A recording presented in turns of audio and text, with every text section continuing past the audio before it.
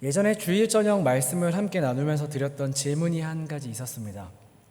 한 번 더 오늘 질문하려고 하는데요. 여러분은 누구십니까? 당신은 누구십니까?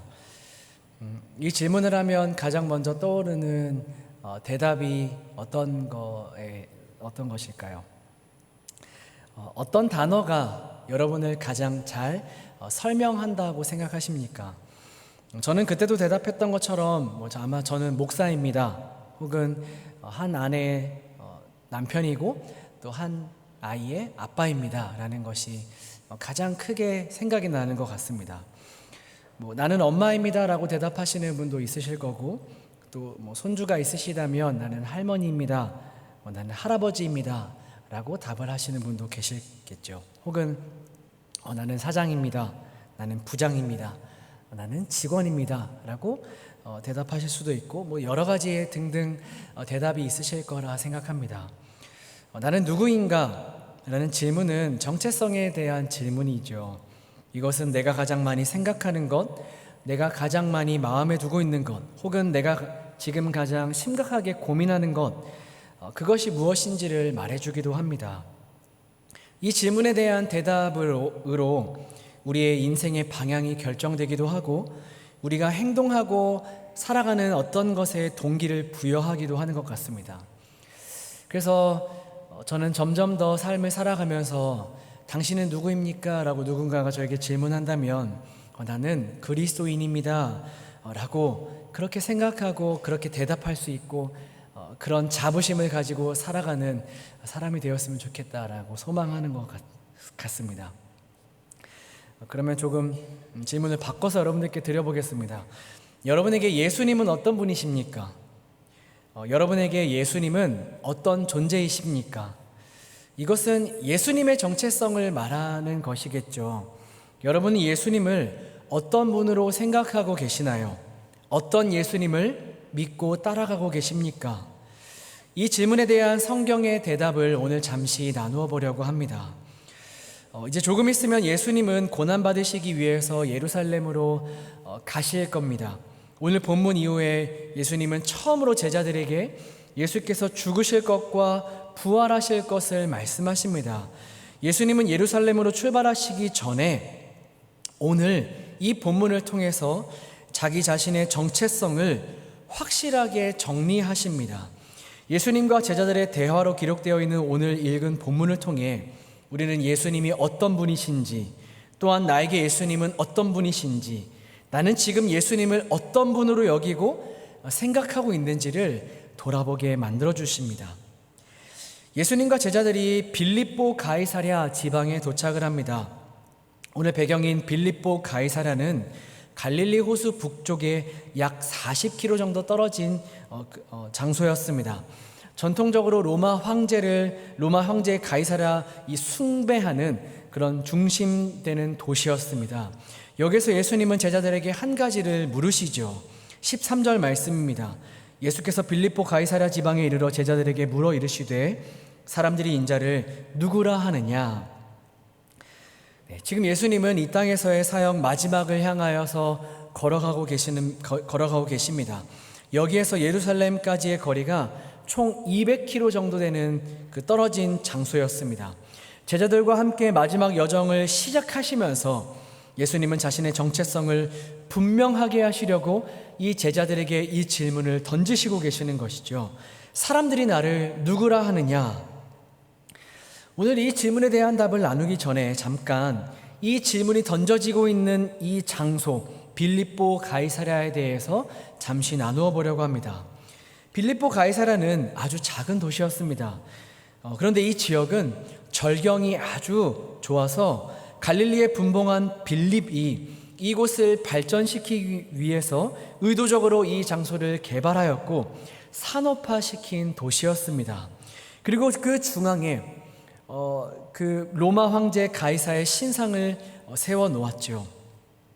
그 지역을 발전시키고 그 발전시킨 그 지역의 구색을 맞추기 위하여서 그 신상을 그 가운데 세웠다라기보다는 신상을 세우기 위해서 그 도시를 발전시킨 겁니다. 그래서 그 도시의 이름을 붙일 때 황제의 이름을 따서 가이사랴라고 붙였는데요.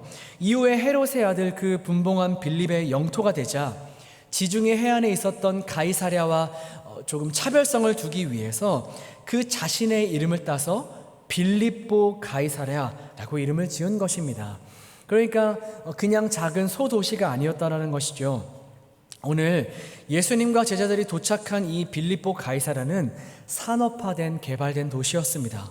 사람들이 북적북적하였고 절경으로 유명했으며 많은 사람들이 이 도시를 찾았는데 오는 이들 모두 그 도시 한가운데 우뚝 서 있는 황제의 신상을 보고 압도당하고 또한 그를 숭배하였던 그런 도시였다라는 것이죠. 빼어난 절경을 가신 도시, 산업화되어서 많은 사람들이 찾아드는 도시, 그 한가운데 우뚝 선 황제의 신상 앞에 절을 하며 황제를 신성시하는 이 도시를 지금 누가 바라보고 있는 것이죠? 예수님과 그를 따르는 작은 무리였던 제자들이 그 도시를 바라보고 있는 것입니다. 그 도시를 바라보며 예수님이 질문을 던지고 계신 것이죠. 사람들이 나를 누구라 하니? 제자들이 답합니다. 14절 말씀인데요. 14절 말씀 한번 여러분들이 읽어주시겠습니까? 시작.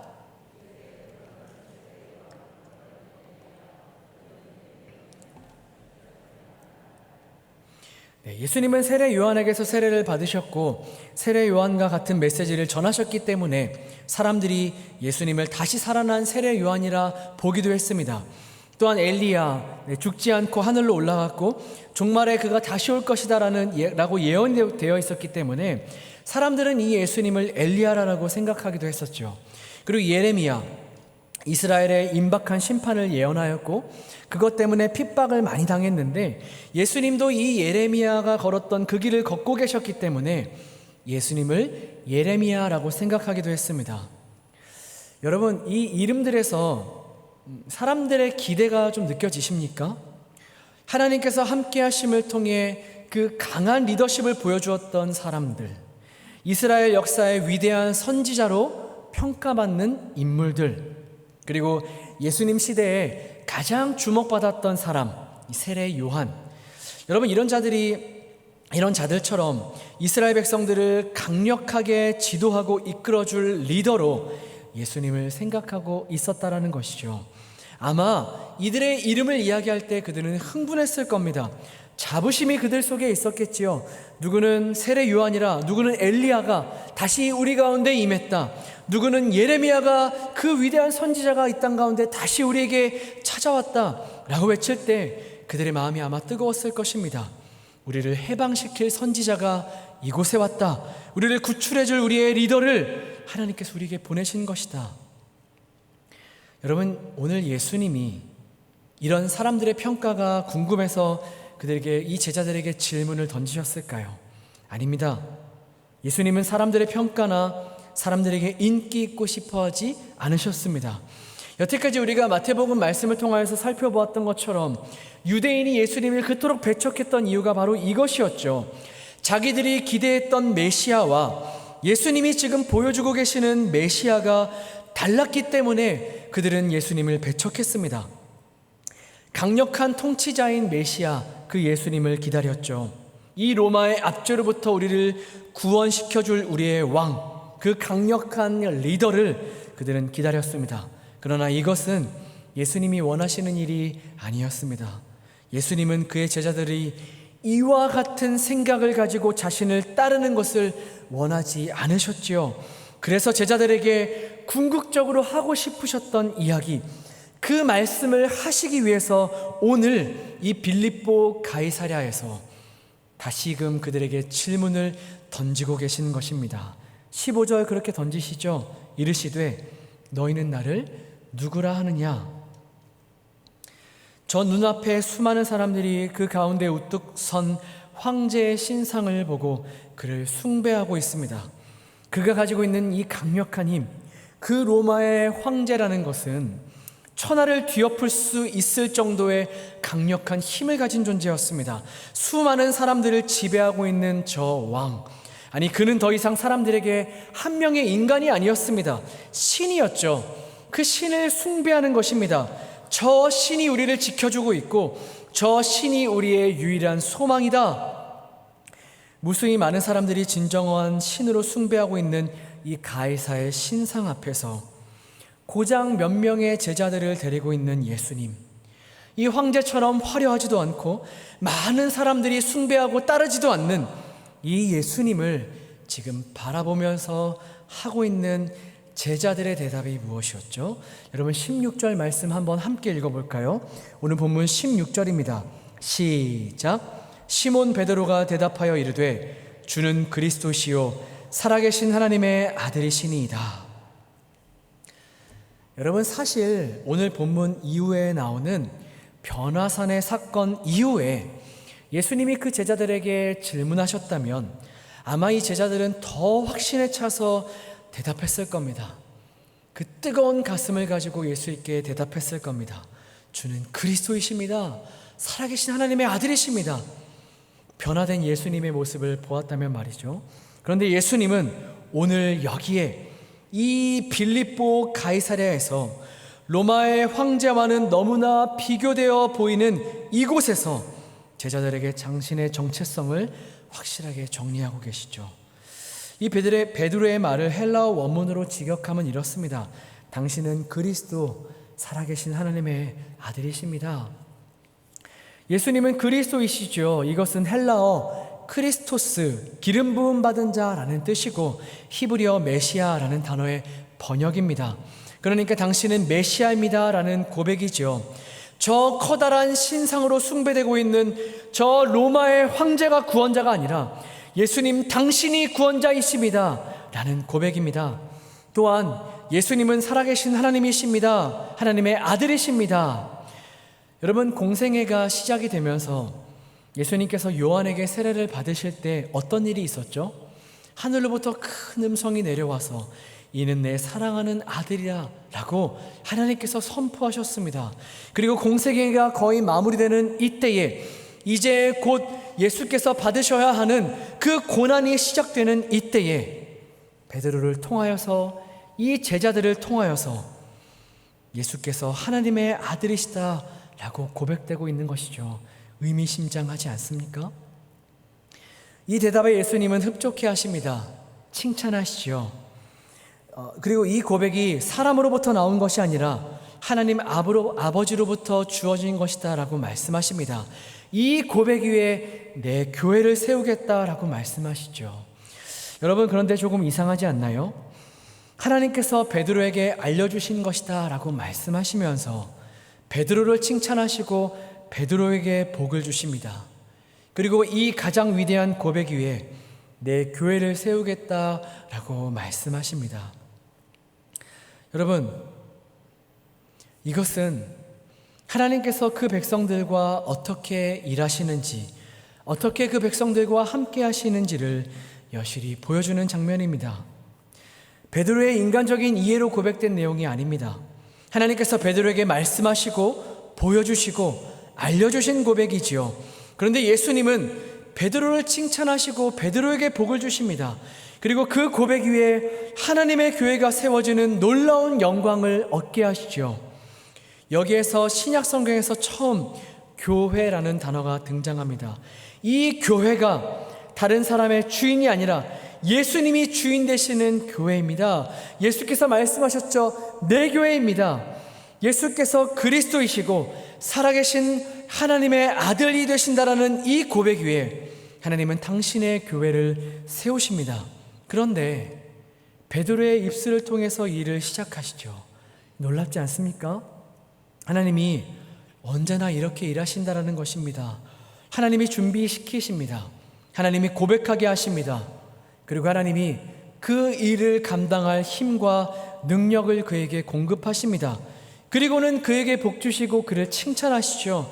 너가 있어서 할 수 있었고 너를 통해서 했고 너가 이 일의 증인이다라고 말씀하십니다.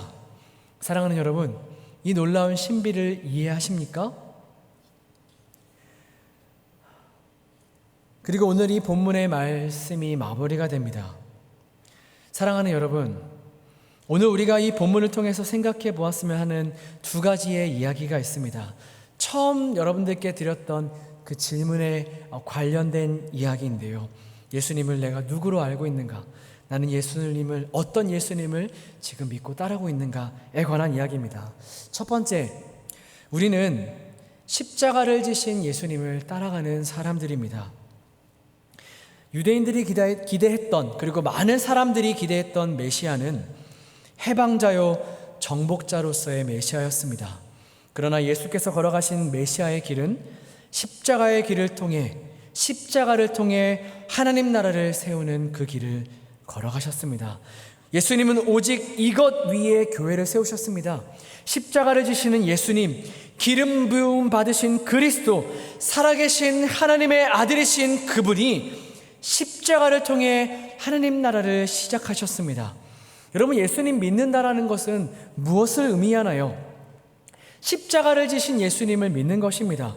세상의 만족과 가치를 쫓는 삶을 포기하고 십자가를 지는 희생과 낮아짐으로 억울한 자리, 짓밟히는 자리에서 살아가는 것을 자처하는 것, 이것이 예수를 믿는다라는 것의 고백의 내용입니다. 예수님이 이 세상에 하나님 나라의 다름을 무엇으로 증명하셨나요?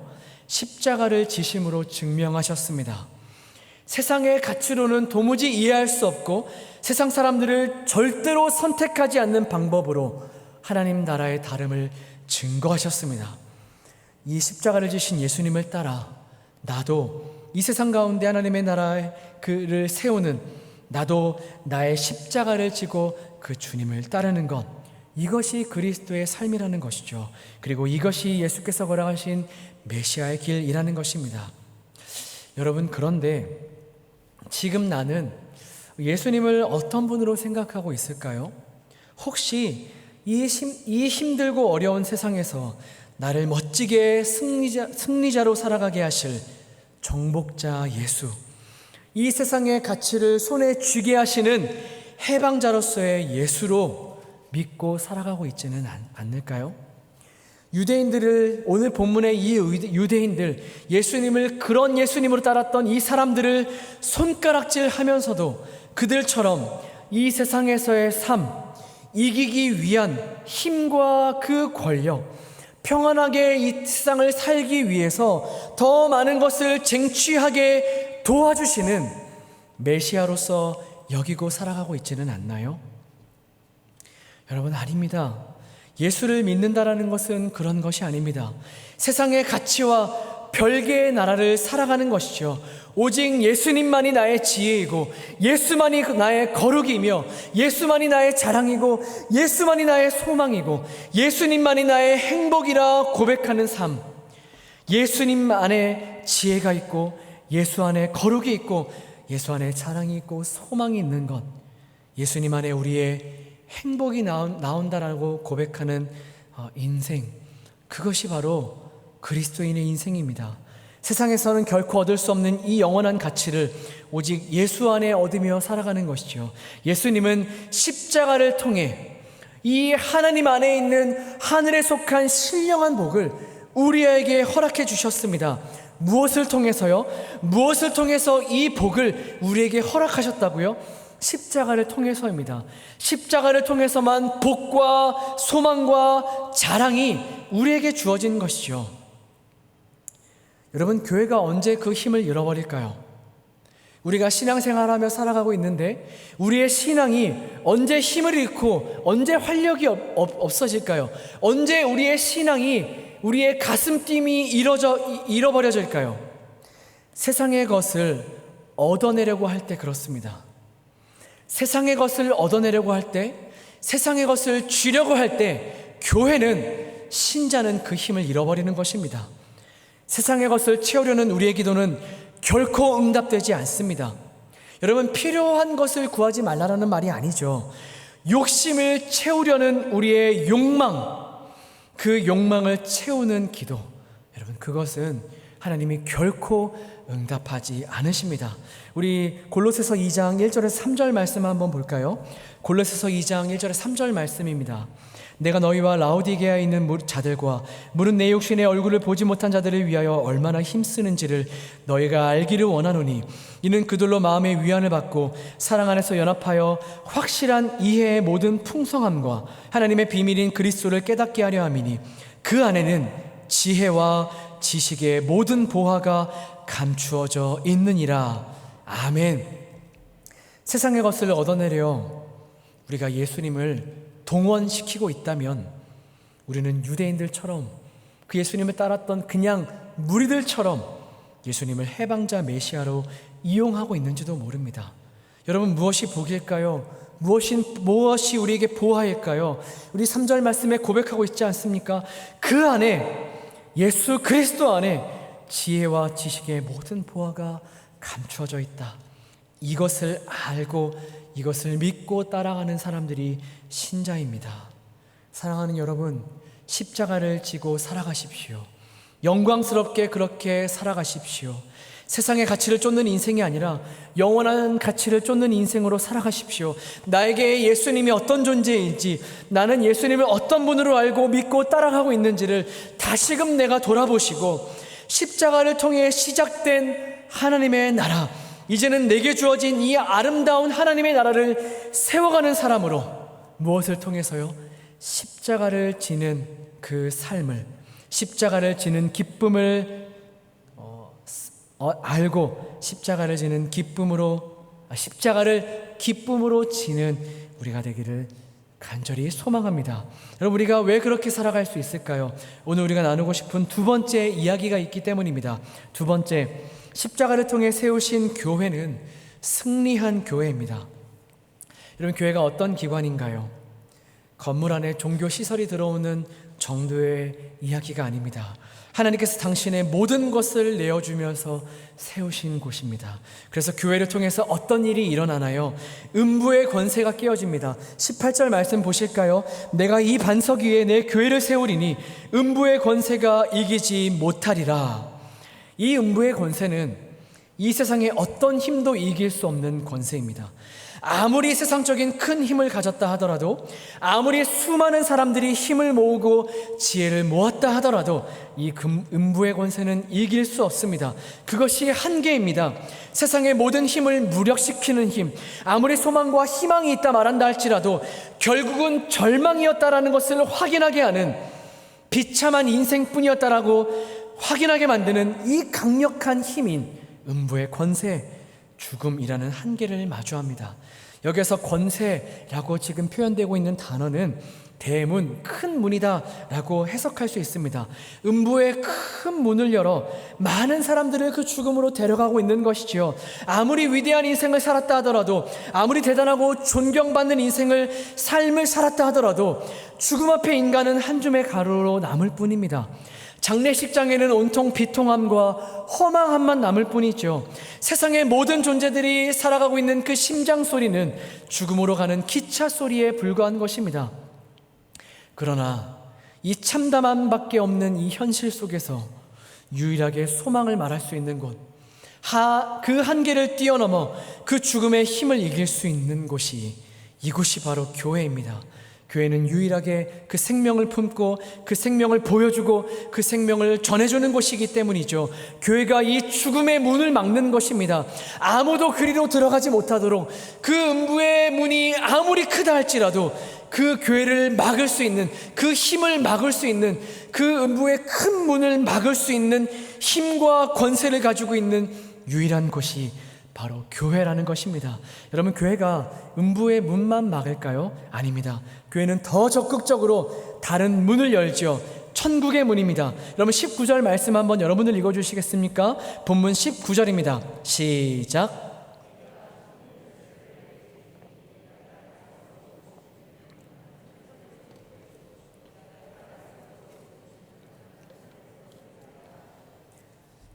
천국의 열쇠가 되어 천국을 열어 사람들을 그곳으로 들여보내는 것입니다. 원래 하늘에 계신 분만 이것을 열 수 있었습니다. 천국의 열쇠이고 하늘의 문이었기 때문이죠. 그런데 이제 그 힘이 교회에게 주어진 것입니다. 하늘의 문을 여는 열쇠가 되어서 그 문을 활짝 열어서 사람들로 하여금 이 생명 안으로, 그 천국 안으로 들어가게 하는 역할을 하는 것이지요. 또한 여러분, 천국의 문을 연다라는 것은요, 그 안에 있는, 그 천국 안에 있는 하늘에 속한 모든 신령한 복을 꺼내어서 이 세상에 나누어주는 역할을 감당하는 것입니다. 이것이 바로 교회이지요. 세상의 유일한 희망, 세상의 유일한 빛입니다. 여러분, 그 문을 여는 방법이 무엇이라고요? 예수께서 하셨던 방법, 힘과 권세가 아니라 죽음으로, 희생으로, 섬김으로, 그 모든 것의 절정이었던 십자가로 그 일을 이루셨죠. 마찬가지로 성도가 짊어지고 살아가는 그 십자가를 통해서 이 일이 이 땅 가운데 이루어지는 것입니다. 사랑하는 여러분, 우리가 그래서 이 십자가를 힘있게 질 수 있습니다. 아니, 기쁨으로 질 수 있습니다. 아니, 영광스럽고 자랑스러움으로 질 수 있죠. 죽음을 막고 생명의 문을 열어 사람들을 그 영원한 하나님 나라로 들어가는 방법이 그 십자가를 지는 것이라면, 또한 그 하늘에 속한 신령한 모든 복을 이 땅에 전하는 방법이 우리가 십자가를 지는 것이라면 영광스럽게 그 사명을 감당할 수 있는 것이라 믿습니다. 예수께서 그 앞에 있는 즐거움을 보시며 그 십자가를 기쁨으로 지셨던 것처럼 우리도 역시 그 십자가를 우리의 기쁨이요 우리의 자랑으로 칠 수 있는 것이죠. 사랑하는 은평의 성도 여러분, 이 십자가를 지는 삶을 두려워하지 마시기를 바랍니다. 희생하는 삶, 버리는 삶, 지는 삶, 아무것도 아닌 것처럼 살아가는 삶, 인정받지 못하는 삶, 참으며 인내하며 바보처럼 손가락질 당하는 그 삶을 살아가는 것을 두려워하지 마시기를 바랍니다. 세상 사람들이 아무런 가치 없다 여기는 그 삶이 이 세상의 유일한 소망이 되고 희망이 된다는 것을 우리가 알기에 이 길을 묵묵하고 담대하게 걸어가는 것이죠. 우리가 좀 그 소망답게 살아가야 되지 않겠습니까? 소망답게 살아간다는 것은요, 우리의 어떠함 때문에 이 소망이 사라지거나 이 소망이 그 빛을 잃어버리거나 그 힘을 잃어버린다는 것이 아니죠. 이미 우리를 통해 이 완전한 소망이 주어졌습니다. 이 완전한 빛이 주어졌죠. 이 완전한 생명이 주어졌습니다. 그 이미 우리에게 주어졌고 우리를 통해서 지금도 흘러가고 있는 이 완전한 소망과 이 완전한 빛이, 그 빛을 가진 자답게 우리가 좀 당당하고 담대하게 살아가자라는 것입니다. 여러분, 예수님이 누구십니까? 그리스도시요 살아계신 하나님의 아들이십니다. 이 위에 우리가 있는 것입니다. 절대로 흔들리지 않습니다. 무너지지 않습니다. 반석이 단단하고 견고하면 그 위에 세워진 것은 결코 흔들리지 않습니다. 우리 주 예수 그리스도 위에 세워진 교회는 절대로 흔들리거나 망하지 않습니다. 교회답게 교회로서 살아가십시오. 세상의 가치를 손에 좀 쥐었다고 우쭐댈 필요가 없는 겁니다. 세상의 가치가 내 손에 없다고 고개 숙이며 살아갈 이유가 없습니다. 그것이 우리의 정체성이 아니기 때문이죠. 우리의 정체성은 오직 하늘에 있는 줄을 믿습니다. 우리가 가진 것은 하늘에 속한 것입니다. 이 신령한 삶을, 이 신비의 삶을 살아가는 자답게 흔들리지 않고 견고히 그 주를 바라보는 삶, 그렇게 당당하고 멋지게 십자가를 짊어지는 삶 살아가는 우리 모든 은평의 가족 여러분들 되시기를 간절히 소망합니다. 기도하겠습니다. 하나님, 우리 각자의 인생에게 있는 십자가가 다 다릅니다. 짊어지고 가야 되는 십자가가 모두 다르지만 우리 모두는 자기의 십자가를 지고 살아가는 사람들입니다. 세상 사람들이 볼 때 죽음이고 형벌이고 저주인 십자가이지만, 아무도 가치 있다 여기지 않는 십자가이지만, 우리가 이 십자가를 영광스럽게 지고 갈 수 있는 이유는 우리 주께서 지셨기 때문이고 이것 안에 담겨있는 그 영광을 보았기 때문입니다. 주는 그리스도시요 살아계신 하나님의 아들이십니다. 십자가를 통해 이루신 그 이 고백, 이 승리 위에 교회가 세워져 있습니다. 교회의 기초가 되시는 예수님이 계시기에 세상이 아무리 이를 갈고 달려들어도 교회는 무너지지 않습니다. 온 세상이 교회를 비난한다 할지라도 우리 주님의 은혜는 그것보다 강하십니다.